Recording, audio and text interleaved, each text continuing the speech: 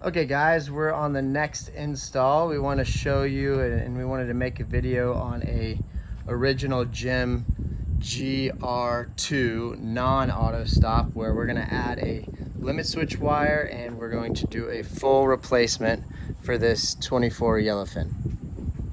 All right. Bobby mentioned, we are adding, and just want to make sure with all of our units, we require an auto stop. We've already done that. That's another video at another time. But just kind of let you know at least what this wire is dangling down. That's our wire that's running to our limit switch. Coming into our GEM remote, just quickly, I kind of like to verify some things at once. I know that we've got power now, and in order to do this install, one of the most important things is to go ahead and de-energize the box. Luckily for us, the sub panel is right below the GEM. I'm going to reach in here. I'm going to turn my double pole breaker off, kind of verify that, hey, up and down, now that it is on, we know that we're de-energized. And I'm going to check that again with a meter just to verify it. But we're going to start just by removing the outer cover. Just these 4 bolts on the outside.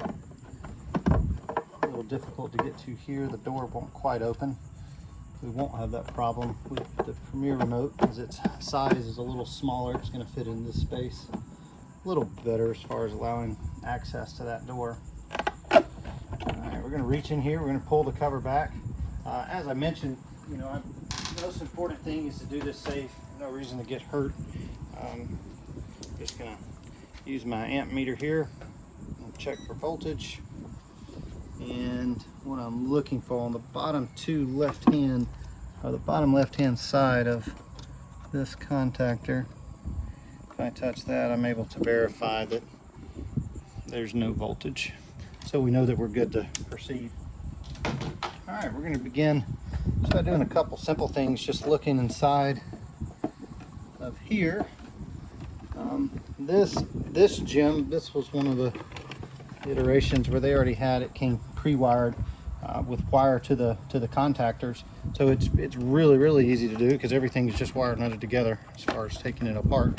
So we're just going to begin by doing that. I've identified over here on the left side we have L2, the red, L1 on the bottom is the black, and you'll see I've got a black to my red and a black to my black. So those are my 2 incoming power wires. I'm just going to go ahead and take the wire nuts off of these. All right, it's tight in here.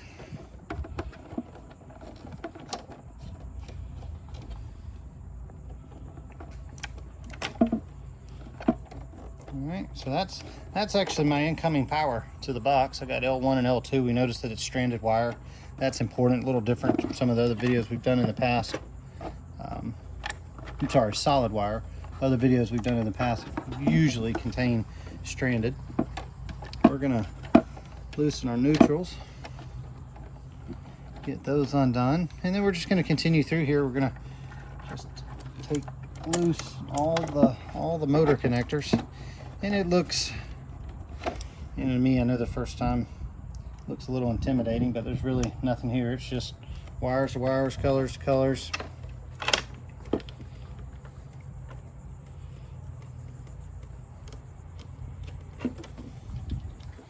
Tell you what we'll do. Thing we can do just to make this so it see it a little easier. We'll just let's take these off real quick, and we'll take this panel, drop it down just so we can see a little better.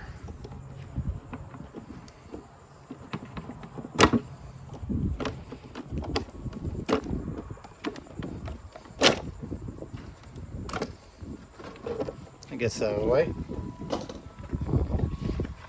and we're just going to continue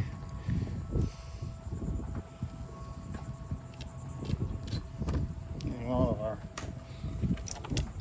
of our wire nuts, all of our connections loose from the motors, and then we'll separate this so that we can make heads and tails of what's going on. Yeah, just a few more here. And typically what you're going to have for your motor wiring is black is going to be your L1, orange is your L2 in a 240 configuration like this. 120 is different. We'll do another video on that. And then your white wires really aren't used. They're present here because it supplied a neutral to the gem box, and doesn't really matter. All right, so we kind of got all that loose. Uh-oh, missed one. Still got the grounds tied together.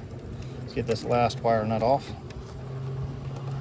Excuse the sounds. We got some jet skiers, other boats enjoying the day. All right, now we got everything peeled back. You can see there's really couple sets of wires here, but 2 sets of motor wires. We've got motor set wire number 1, set of motors for number 2, and then we've got our power wires that are in the bottom here that are coming into a 3/4. And I noticed that, and I bring that up only because we'll have to overcome that, and I'll explain that in just a minute. But in here in the bottom, your 2 blacks are your 2 power wires, your whites, your neutral, and your ground coming into the bottom of the box. So everything's undone. Now what we're going to do is we're going to go ahead and loosen up these lock nuts, castle nuts, ring nuts, whatever we want to call them, at the bottom. That way we can go ahead and get these pulled out, and then get this gem box removed. Just kind of tapping them gently counterclockwise.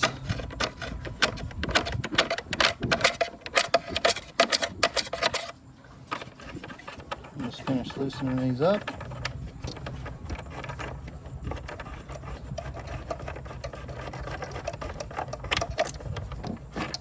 And sometimes I'm able to reach down here on the bottom and actually pull these out, and I'm able to do so there. That's 1 motor wire, and then we're going to do the second motor wire, and then with any luck we're going to get the power wire out of here.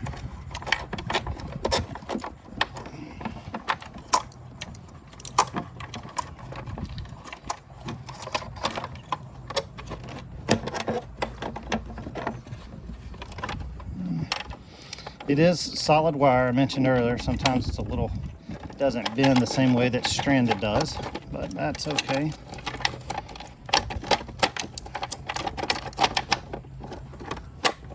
Yeah, see, it's just wanting to get tied around everything there. All right, and we've got all of our wire out. I'm gonna go ahead and reach here inside the box and just pull these lock nuts out. Going to set them here just so we know exactly where they are. So now we've got everything out of the box. I mean, it's really, take that out of the equation. We got 1 set of motor wires, 2nd set of motor wires, and our power wires. Really, that's it. We've got two screws here holding on the gem. 2 stainless Robertsons. Take these off.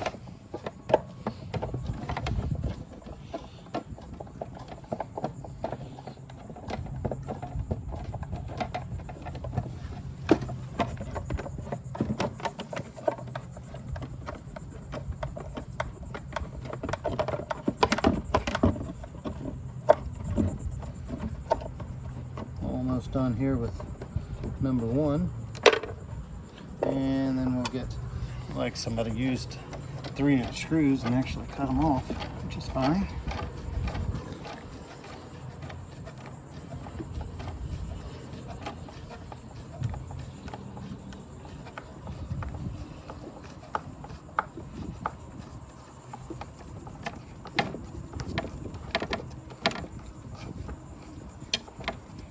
I can already see the gem box. It's starting to pull off of the mounting surface here in the back.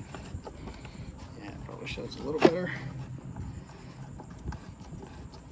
Almost done here.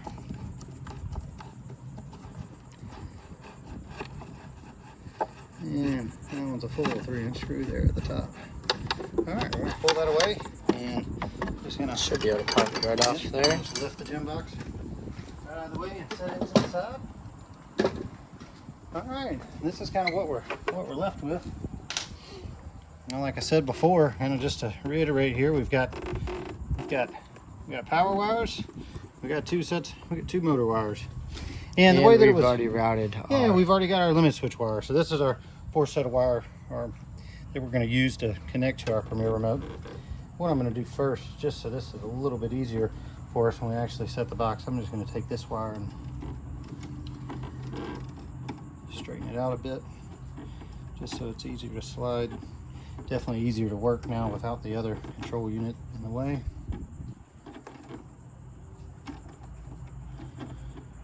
All right, now I've got to make a decision. I mentioned earlier, I noticed that one of these was a 3/4 male adapter.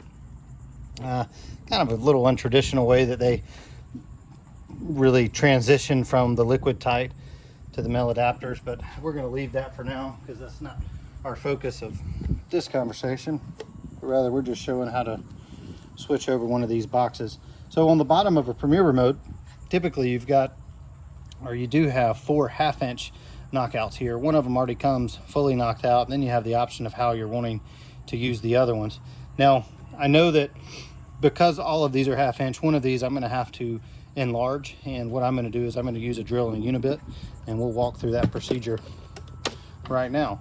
I've also got to make a decision and decide, you know, given my wire here in the orientation of the knockouts, you know, if you can imagine this, I have to decide where I'm gonna, or which hole I'm gonna make a 3/4. And for this one, I'm probably gonna make it this knockout here at the top. I just think that aesthetically that will look the best given the length of the conduit, how the wires are gonna transition into the bottom of the box. This is gonna be the one that I decide to enlarge to a 3/4. So I'm gonna just drop down here on the deck for a minute. So nice spin. Comes with our Premier remote screwdriver, the jumper for 240 if you need it, also the adapter for the limit switch. And we're just going to loosen this up so that we can take the faceplate out.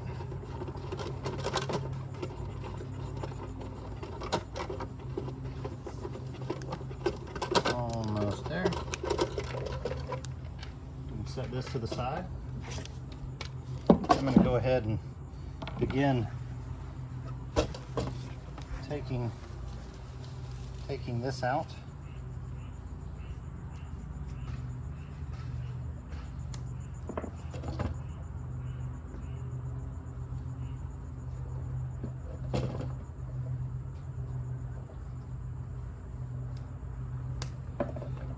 Just covering up the QR code because this actually is going on a customer's house. Just didn't want to share that in the video. All right, so what I've got here, I've got the bottom of the box. Like I said, I'm going to go ahead and start knocking these knockouts out. It's probably a little easier to show it this way. I'm just going to take the end of my screwdriver, pair of linesmen. A lot of different ways to do this, but not really wanting to drive it all the way through the box, but just generally break, you know, that piece of polymer that's right there on the bottom. And looking at this, we're also going to use this knockout.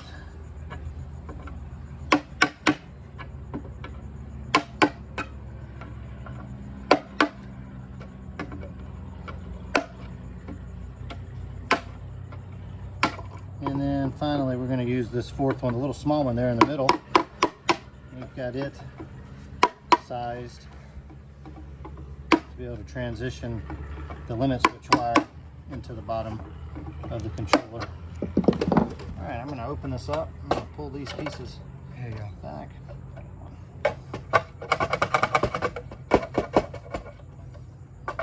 Just cleaning up my holes just a little bit here. All right, let me get these pieces of plastic out. All right, so like I said, and I mentioned, I'm going to enlarge this hole here to a 3/4. Like I said earlier, I like to use a unibit, and the way it works, pretty simple, kind of like a Christmas tree, but we're just going to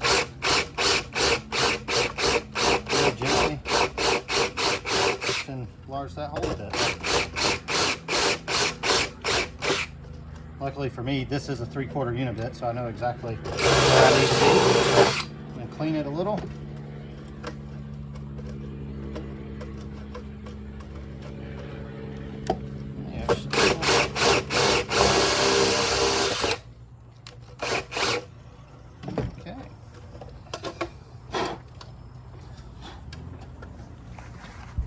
All right, now that I've got that done, I'm going to bring my box up here. Just stick that on there. Oh. And I'm going to go ahead and begin kind of sliding this over. And I'm going to let the lengths of wire that were already here kind of dictate where. Let me start with the longest one first, which is our power wire. And what I was saying, I was going to kind of let the length of the wire kind of dictate where I end up as far as my height and my positioning inside of this little cabinet here.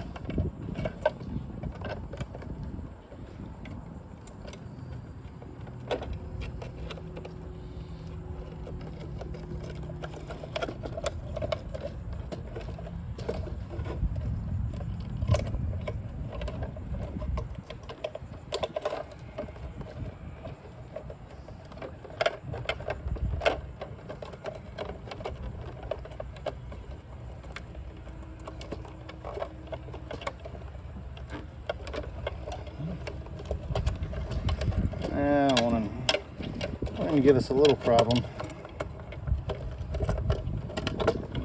coming in, but we're going to overcome that.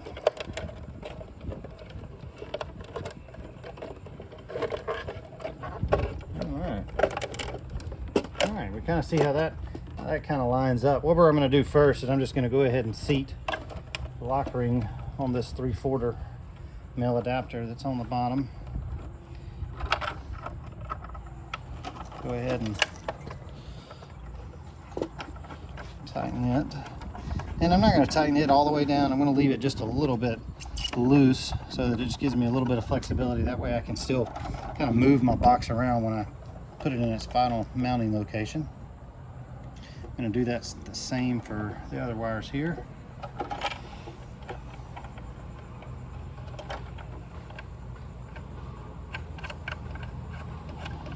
I am going to go ahead and seat these, but I'm going to hold off on my middle wire for the limit switch just for a few moments, only because I still have to mount the box. And in order for me to be able to mount the box, I need to be able to get a drill and a screw to that middle hole on the bottom mounting flange. And if I go ahead and put that in there right now, it's not going to give me the access that I need to be able to put the fastener in place. So I made that mistake a few times pre-building the box and then realizing that, hey, I need to take it apart so that I can get it mounted. Okay, so we kind of got there. We've got all of our lock nuts here. They're kind of loosely in place.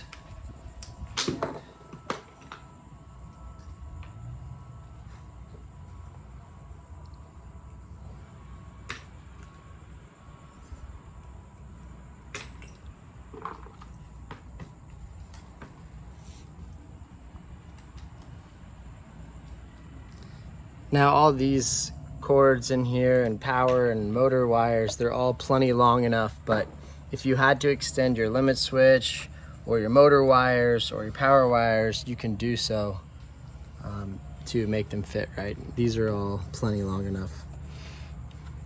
I'm going to go ahead and fasten the first one. That's what I was afraid of. It's set the way the cabinet is built. It's set a little deep in there, but we can overcome that.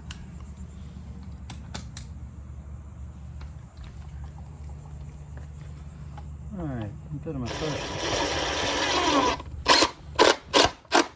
first mounting screw there, and then we'll just get it leveled up inside the cabinet. That looks pretty good. And I'm just going to take 3 stainless fasteners.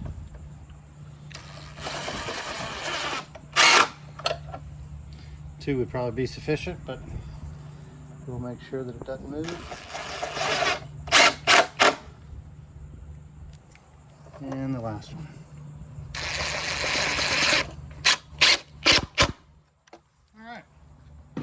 Got that done. I'm going to reach into the little bag of items that were supplied with the remote. I mentioned we had the little connector here for our limit switch wire. So now that we've got it fastened, I can go ahead and insert this. And now you'll see what I'm saying. If you look underneath the box, you'll see that the fastener, or this connector, is right in front of my fastener. Almost tight. And then I'm going to go back now that I have the box mounted, and I'm just going to tighten up all my lock nuts. And you want to be careful if you're using a screwdriver to do this. You don't really want to hit the board in the back or little surge protector right here. It can move a little, but you want to try to, you know, prevent or keep from damaging anything on the board. Almost done.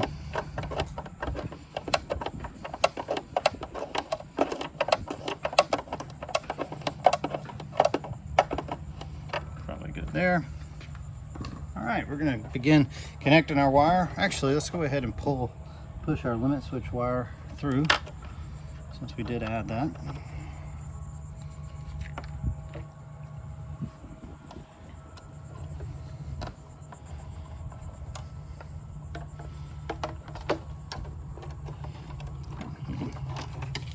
Just a second, I'm going to route this wire on the back side here, just kind of a craftsmanship standpoint, make it look a little cleaner, aesthetically pleasing as possible.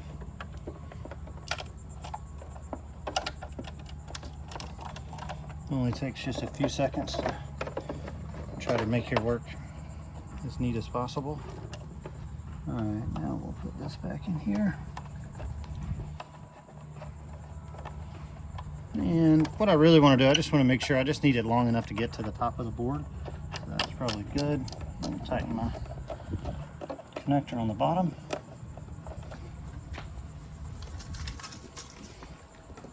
All right, then I'm going to take my provided screwdriver and I'm going to go ahead and begin connecting.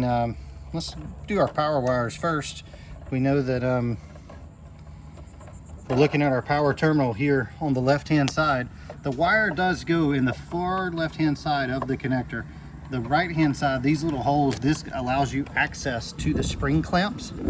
So if you were using stranded wire, you may want to use a screwdriver to push in there. Today we have solid wire, and we should be able to push directly into the left-hand side of the connector without applying any other pressure on the spring itself. Starting from the bottom, we do have them labeled as L1. Second from the bottom is L2. Third from the bottom is the neutral. And the one on the very, very top is our ground. So I'm going to begin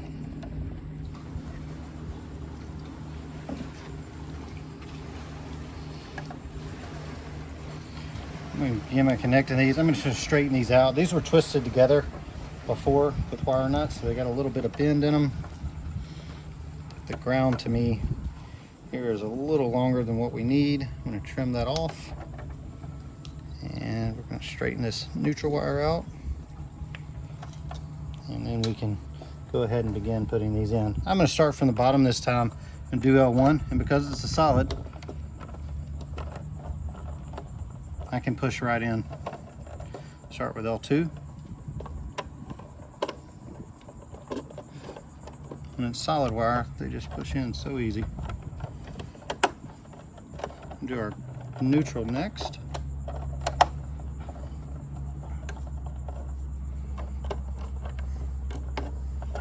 And then lastly, we're going to connect our ground.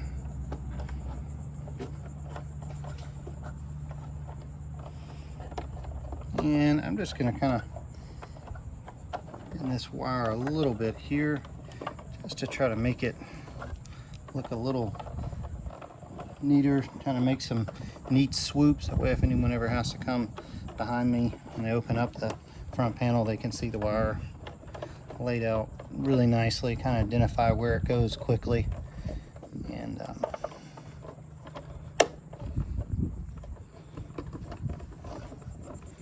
all right, now we're kind of at the point where we've only got really 3 things left to do. We've got a motor, and our limit switch wire. So let's go ahead and start doing that now. I'm going to take the plugs off of the motor 1 connector and motor 2 connector. Just going to pull these off from when they're shipped. They're shipped where they're not seated. Every now and then one of the little screws can kind of fall down. You may have to loosen it up just a hair. I'll reach in there. We'll get these connectors off. And the way that these boards are set up is motor 1 is on the bottom, motor 2 is second from the bottom, motor 3 is third from the bottom, and the 4th motor is on the top. The nice thing about it, if you ever get one motor out of place, or you want motor 1 to be your motor 2, or your motor 2 to be your number 3, good thing is instead of having to physically loosen wires and swap them around, you can just undo the right and left hand screws of the motor plug connector, and then you can move them freely about 1 through 4. Before I wire up these motors, I want to go ahead and take my wire. I'm going to twist it all together just to clean it up, to remove any strays. What we don't want to say a wire from the orange jacketing to touch a wire from the black, or the black to touch a red, or anything like that. So we're just going to clean these up a little bit by twisting them together. And because this unit and this control unit is wired 240, even though this white wire was present and it can be tied to all of your neutrals, there's really no sense. We're not going to be using it. I'm just simply going to put a wire nut on that in just a moment. And as soon as I get this done, I'll show you exactly what I mean.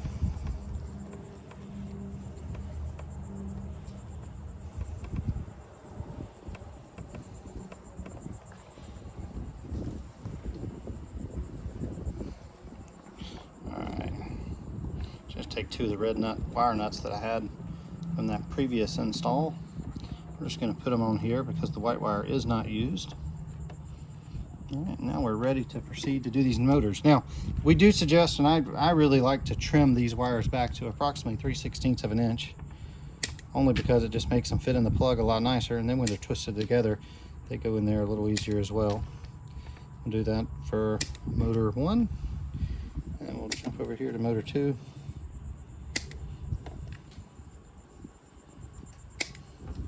And this or at least you'll be able to see why this is important in just a moment. I missed twisting that one together a minute ago.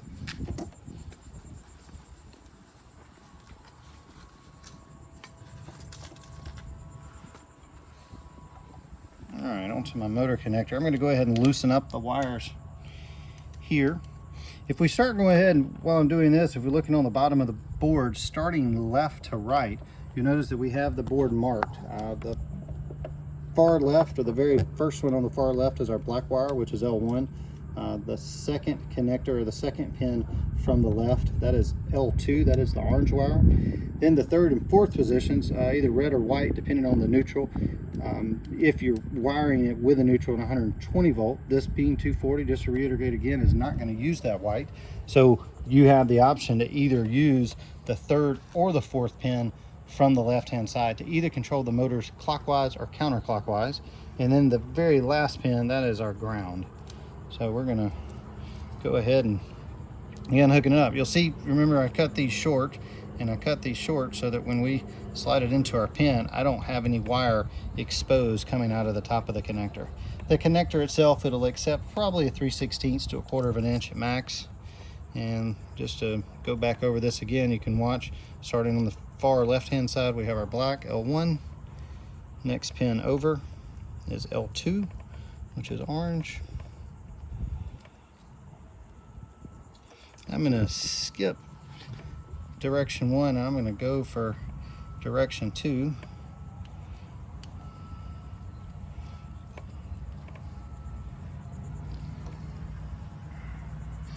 Now, if I were to energize this control unit and determine that, hey, my up was down and my down was up, the easiest way, in my opinion, is because I've chosen direction 2, the direction 2 pin for the red wire, which is our direction wire. If I wanted it and wanted to swap that motor direction, all I would have to do is move my red from pin 4 to pin 3. Just want to make that known. All right, we're going to do the same thing with our next motor. Oh, let me get my connector ready. Just a few seconds here.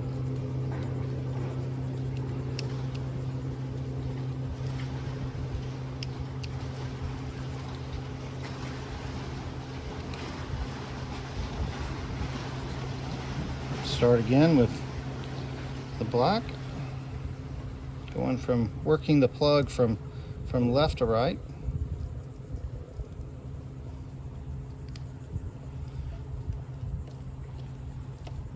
Orange is next.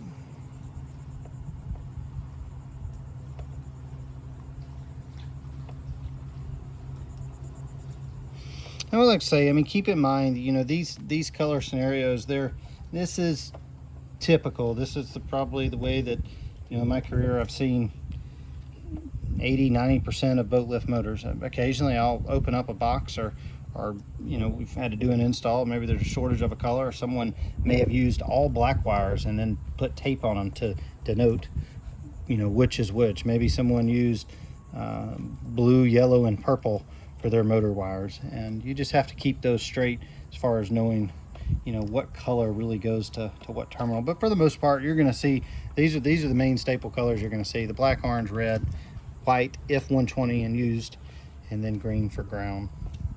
It is important too, you know, we're tying these motor grounds individually to these terminals. You know, someone may look at this and say, oh, well, you can tie all the greens together with a wire nut and it's protected the same. And in theory, you're absolutely right. But because our control unit protects against galvanic corrosion and opens up relays for the grounds and the neutrals, we suggest, and our recommendation is to hook it up this so that each motor has its independent ground. That way, when the control unit is not in use and it shuts off, it opens those relays. So now I'm going to go ahead and take these plugs, and I'm going to plug them into their correct motor location. And mentioned there's little screws on the right and left hand side of the connector. We're just going to tighten those up. And these don't have to be super tight, they just have to be seated. It's just to hold that plug onto the board so that it doesn't come loose. And lastly, last thing we've got is our 3 wires from our limit switch. I'm going to reach up here at the top. There's a little bitty green connector. It's got 3 holes on it. Same thing, we're going to do this, loosen these up so that we can get the wire in there. This one's loose. Set that there for a minute. I'm going to strip my wire back. Same thing, I'm going to do about a 3/16 of an inch, maybe a quarter. And typically what you'll see is the red wire is controlling your down limit. Black is common and blue is up. So the way that our board, it's labeled on the inside, it is down, common, and up. So I'm going to put red on the far left hand side.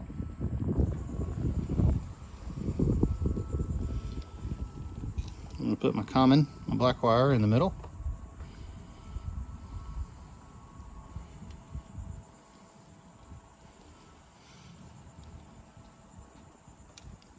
And I'm going to put my blue wire controlling the up cam, which is typically the cam furthest away from the base of the limit switch. And all I'm going to do now is plug that in. We're ready to go. We're ready to energize our unit again. Just going to push these wires back a little. Get these out of the way. Really not important. These aren't doing anything. And now we're ready to ready to plug our front panel in. And what I'm going to do is I'm going to take the ribbon with the shiny side out, basically the exact same orientation as the front panel would go into the box. And right here in the top left hand corner, there's a little outlet or a little receptacle for the end of this ribbon.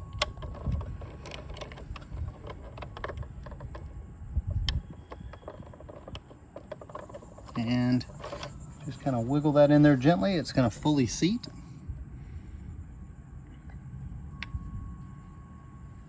And then we're ready to put our cover on and at least power up our unit. There's several things. There's some reasons you may want to leave this front panel off. You know, when you're scanning in the QR code to the app, you know, that's kind of a different video that you can look at and review with us. But this is just kind of the general install. Yeah, in this particular video, we want to show you how to connect the box, how to put the wires in. We're putting the faceplate on, but ultimately, after you connect to, basically this box will emit a Wi-Fi signal. Then we'll pick that up on a phone, whether it's an Android or a Apple or any kind of iOS or laptop. We'll connect to this Wi-Fi signal, and then we will use the phone to connect to the home's Wi-Fi. So this box connects to home Wi-Fi.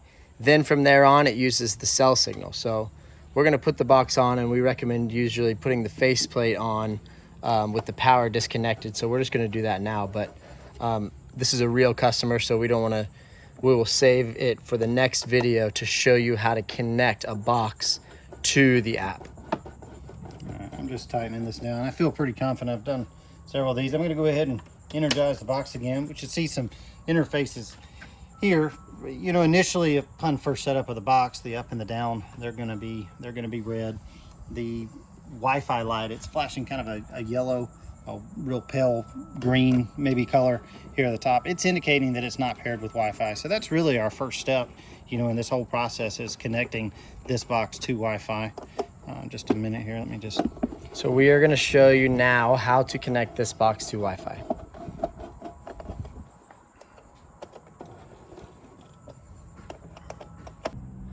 Okay, so now we're going to open our phones and look for the Premier Remote's Wi-Fi signal that it's emitting out, and we'll show you how to connect the box from there. All right. What I'm going to do is I'm going to go to settings on my phone. I'm going to go to networks. I'm going to go up here to internet. I'm connected to the homeowner's internet already. And mind you, this will work just the same on the iPhone, to the settings, Wi-Fi settings, and look for the network called Premier Remote's serial number 0155. So what we're going to do is we're going to enter the password lowercase serial and the 4-digit code attached to this box, which would be 0155. Now what's going to happen here is you're going to connect to the actual box, and you're going to get prompted a connection site. It's going to say auto connect. Now be patient. Sometimes when you hit that corner, you're going to look for configure new AP and wait for a couple seconds. And what you're going to see is multiple networks that you can connect to, maybe the neighbors or whoever's Wi-Fi. Right now we're seeing 72%. That'll be the best at Robert's 2G. So we're going to do that. He's going to enter the password, and basically we're going to wait for a connection. Roberts. Okay, he may have entered the password. Make sure your password is perfectly entered. Yep, let's see that one. Yep. Okay, and let's try that again. Sometimes it could take 1 or 2 times depending on the network connection. Let's try it one more time.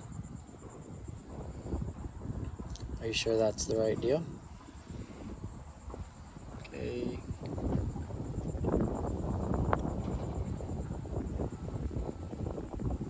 There we go. Okay, so now you saw that the red and the flashing all went away, and we have all blue Wi-Fi and blue down. Now, since the boat is on the upper limit, it's sitting where the customer wants, we are gonna see a green light. But if we were to come down a little bit, all 3 would be green, meaning you can go up and down in any position.